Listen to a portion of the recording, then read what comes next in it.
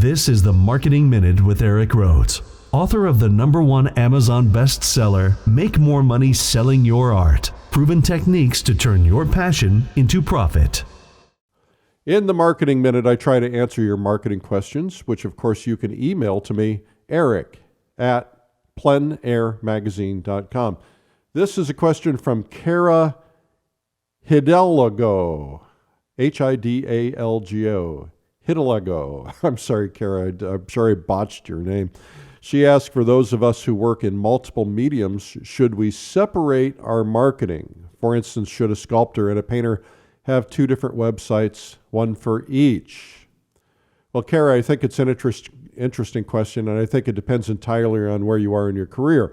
If you're known and established in one area or both areas, I think you can get away with it. Artists are creative. They try to use different mediums. Sargent did watercolor and oil. George Carlson was a great sculptor and then decided to move to painting.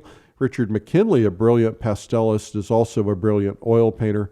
Cynthia Rosen, a palette knife oil painter, also just recently started doing watercolor for travel. There really are no rules, and you, of course, can do anything you want. The issue comes down to, are you confusing the audience?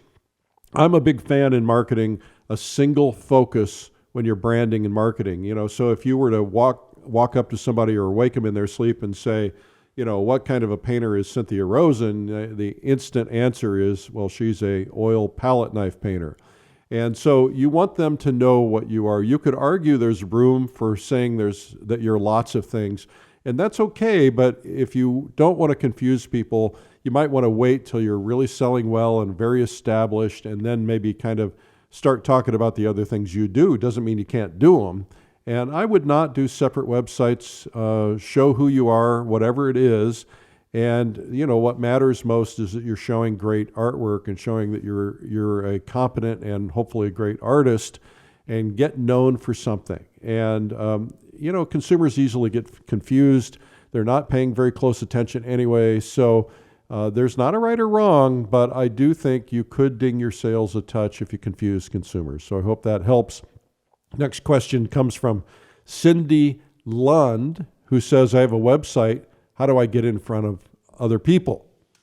Well, I think it's a good question, Cindy. I heard from a person recently who said, now that I have a website, I'm surprised that the phone hasn't been ringing off the wall with people buying my art. Well, it's just not the case. Just having a website is kind of like having your name in the phone book. It's not going to do anything unless people are coming to it. They're coming to it because they're looking for you, just like the phone book, or unless they stumble onto you by accident. Now, that can happen. There are lots of ways to drive traffic. The first is organic search, meaning you show up in a search for another item. Let's say somebody searches the term watercolor painting, and you show up on at the top of the watercolor painting search, which is probably unlikely unless you're really, really, really getting a lot of hits.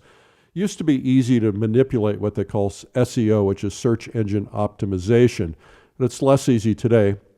Google now knows all the tricks and prevents them, but I'd suggest maybe you blog weekly on your site. Make sure that lots of keywords are in it, keywords being things that people would be searching for, like the term oil painting or painting of children or whatever it is you do. And then if enough people read your blog, you're going to show up more in search, because if people are clicking on your website, Google's going to note that. So I would write your blog, email link to your list, your newsletter list or whatever, and hope that they click on it. And you should be building a list anyway. We've talked about that in the past. And you should be putting your blog on social media so people can click there. And clicks from different computers will signal Google to help it show your stuff more. They tend to reward success. Driving people to your website isn't enough, though. What you do once you get them there is a bigger question. And if you want them to buy or to look or to take some particular action, then you need to optimize for that. And that's another subject for another time. I talk about it in my book a little bit.